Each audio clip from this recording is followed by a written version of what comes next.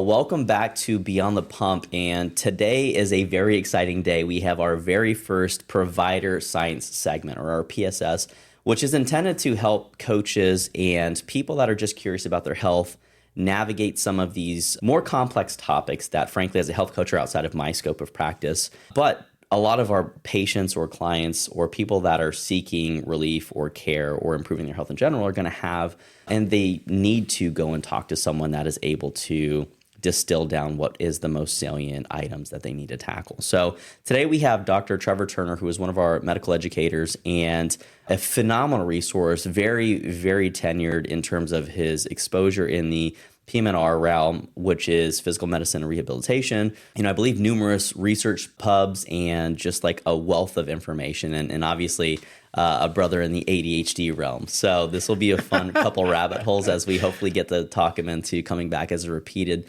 regular guest for you guys to benefit from his decades of education and experience. So thank you so much for being here at Provida Health. Thanks for hosting this in-person episode. And, is there anything else that you'd like the audience to know about your background before we really dive into peptides, which I haven't figured out the sound mixer to do the thing yet, but okay. Yeah.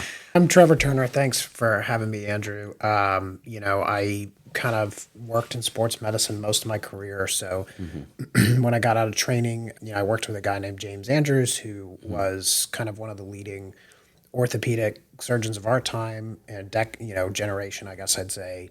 And, had the opportunity to help take care of a lot of high profile athletes with him.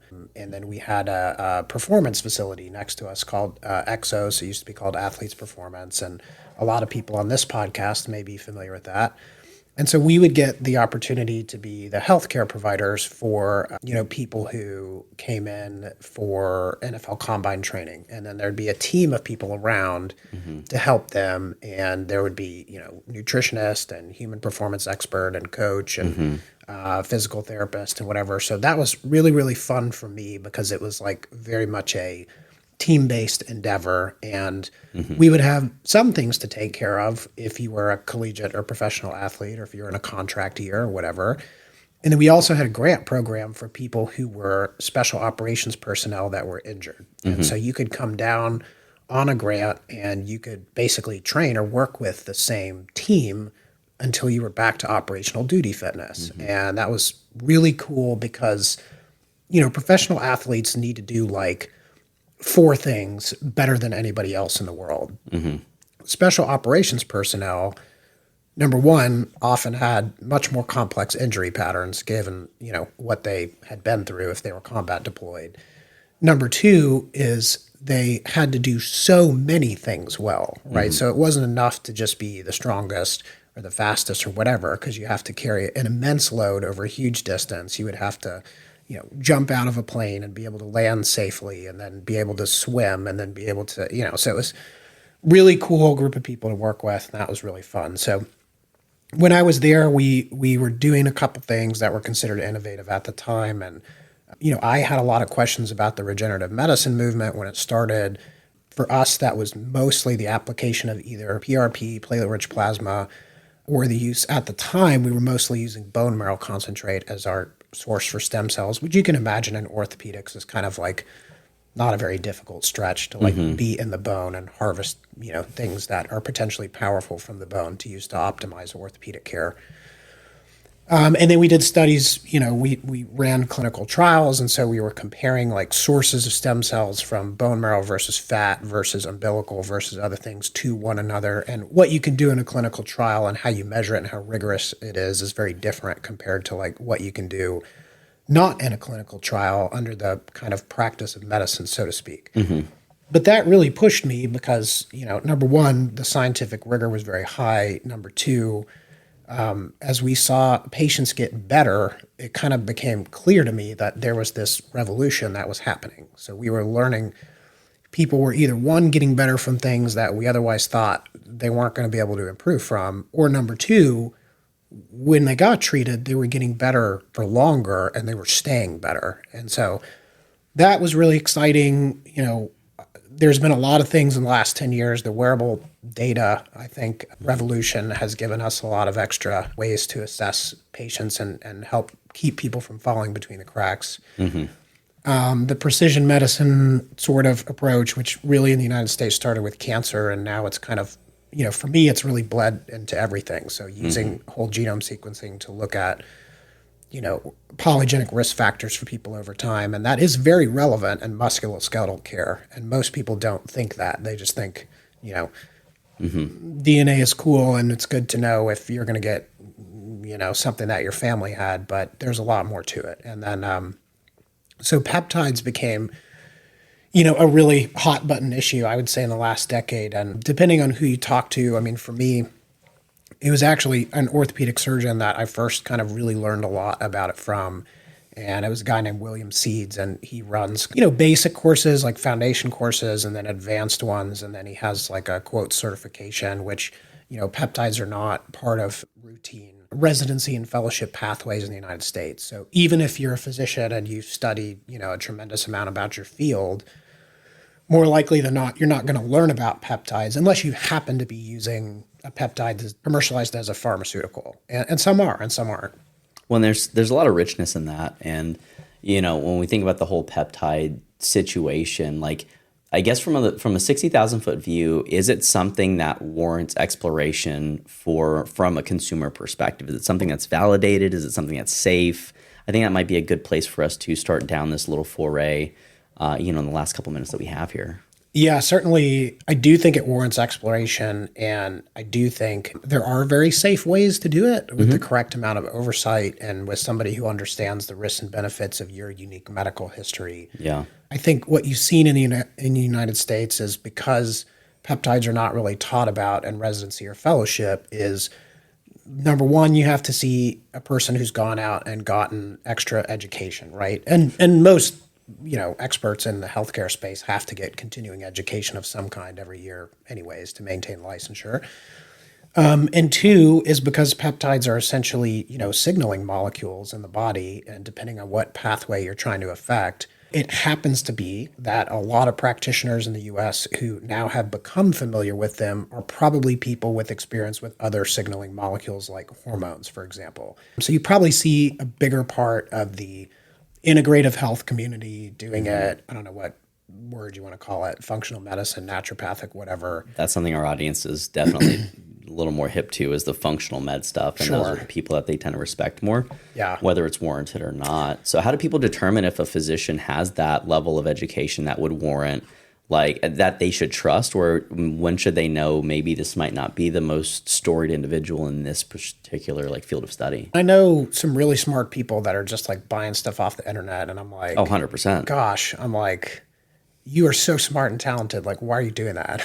Because I guess what we worry about, what the big rub is on peptides, right, is if you get them from a source that is not considered clean or safe, they can be contaminated with heavy metals, or they can be contaminated with things that cause immunogenicity, which is a fancy way of saying you inject yourself with something, it may not be pure, your immune system or your body has a memory cell response to that and tags it with an antibody. And then over time, repeated antibody exposure like that becomes bad for you, right? And your body, from whatever you were trying to do to it, is now going to be in a state where you have immune hyperactivity and then potentially, negative side effects, obviously, from that. Kind of like how autoimmune conditions arise and whatnot. Sure. And so obviously that's not something that we want to do.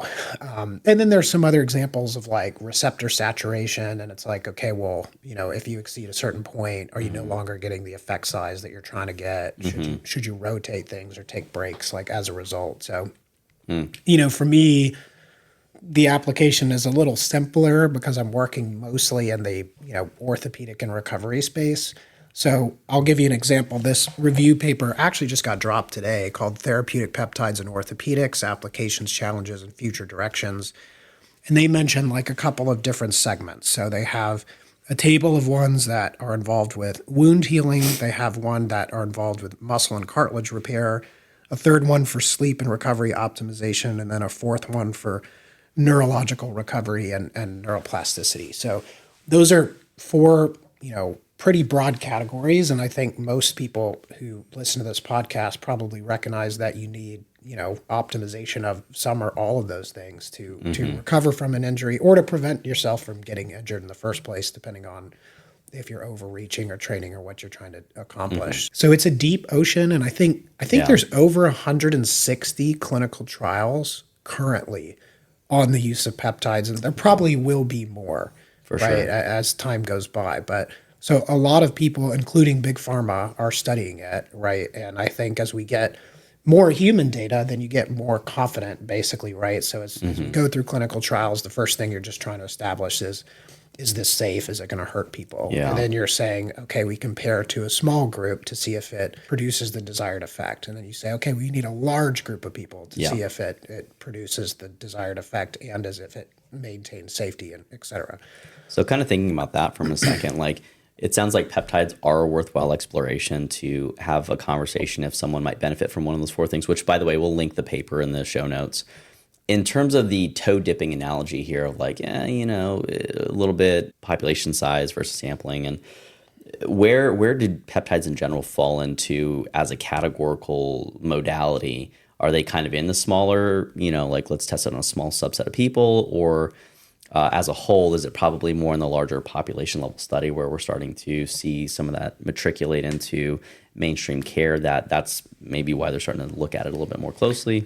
I mean, certainly the FDA approved ones are in mainstream care. I think most people, frankly, are not interested in the FDA approved indications and are using them either at different doses or frequencies or are using them to produce a desired effect that, is something that would be aesthetically pleasing or performance, improving, whether or not that's the reason that the compound was synthesized in the first place. And so, a great example of that would be like a growth hormone releasing peptide, right?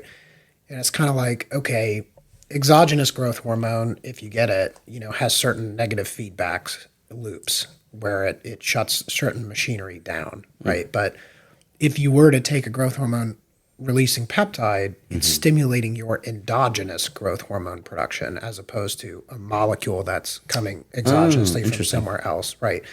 And so obviously some people feel that's more natural, but not just feeling it's more natural, it doesn't exert the same negative feedback loop. And that's the reason that people would embrace that.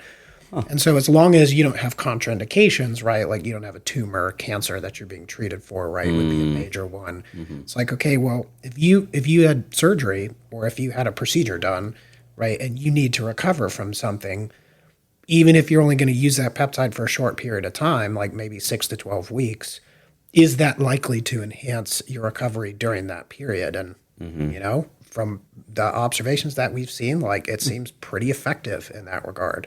Right. But then the question is, like, are you monitoring your IGF-1 level or not, which is like a marker for growth hormone, et cetera? Is the dose and the frequency you're taking it at the correct one to produce the desired response, et cetera? And that's where I think like physicians want to say, we'd like to have basically oversight of the process because we want to make sure that people take them safely and that they're getting the response that are clinically indicated based on the circumstances, right? Which might be different from, okay, well, I've got, six abs, but I'd like to have 8 by the time beach season rolls around. 100%. And I think that really highlights a great consideration that most people don't understand is that when they take something for, what the mainstream, where people are like, oh, GLP-1s, for instance, like, oh, this is going to cause me weight loss and like all these other things. But there's some gated mechanisms or some things that we want to just verify aren't going to lead to the nasty side effects sometimes where we're seeing like, GI motility decreases and whatnot. And so when people are taking something to benefit from it, we just want to make sure that it's by and large not going to be at the expense of some other kind of,